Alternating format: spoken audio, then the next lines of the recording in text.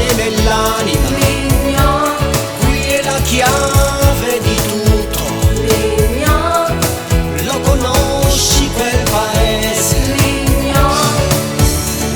Mi sento Mi sento veramente felice che nel mio animo sia rimasta un'idea chiara, completa, e pura, grande e bella, impareggiabile Sicilia.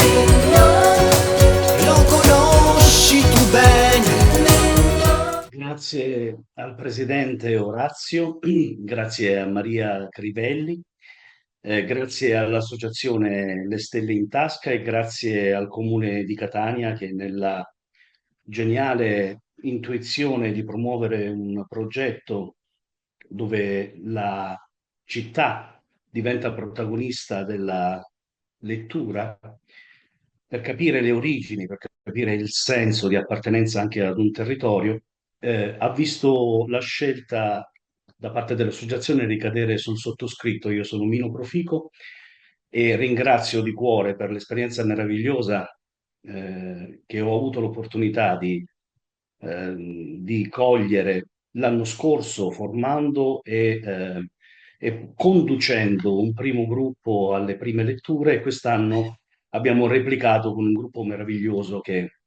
questa sera tesserà le tessere di un mosaico meraviglioso raccontando la Sicilia e i suoi abitanti.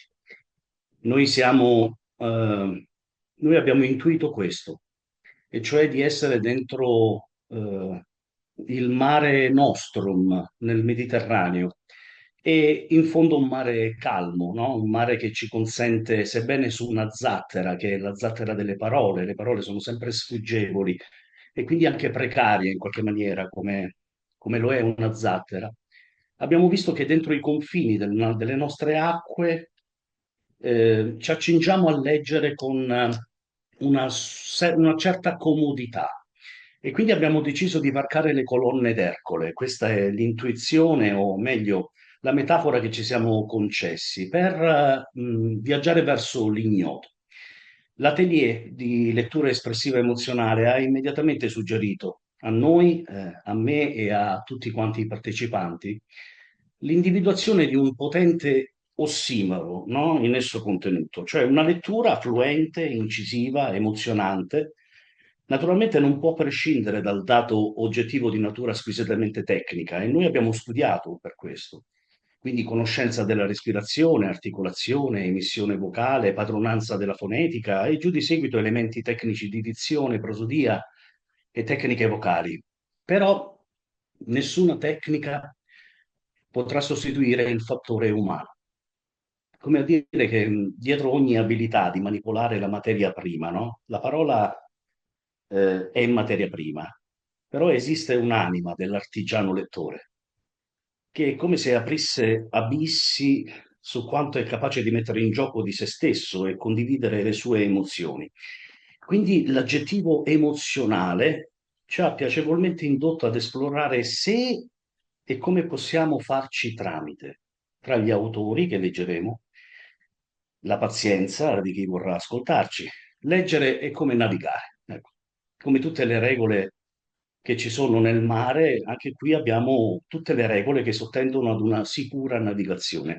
Leggere e essere pronti a gestire anche la tempesta emotiva che ci viene incontro, quando essa, venendoci incontro, ci fa varcare le colonne d'Ercole. Simbolo per noi e confine tra le acque calme di quanto già conosciamo, e quindi è il nostro potere, e l'ignoto, il non ancora esplorato, specialmente quando esso coincide con la necessità di esplorare dentro di noi. Questo è in sintesi il mestiere di quelli che oggi definiremo i nostri lettori come porgitori di parole ed emozioni.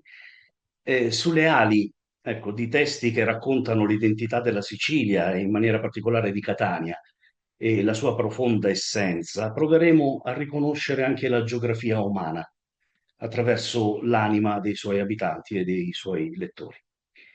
Io ho concluso lasciandovi, e naturalmente facendo il mio grandissimo in bocca al lupo a tutti i lettori. Vi lasceremo in compagnia di 12 letture, una più bella dell'altra, una più emozionante dell'altra, e con la garanzia di aver ascoltato pagine meravigliose della terra siciliana e catanese in particolare. Un grosso in bocca al lupo a tutti i lettori e buon ascolto.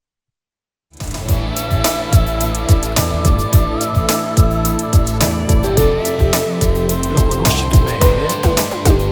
Questo è mignon, Lo conosci tu bene? mignon, L'Italia senza la Sicilia mignon, non lascia alcuna immagine nell'anima.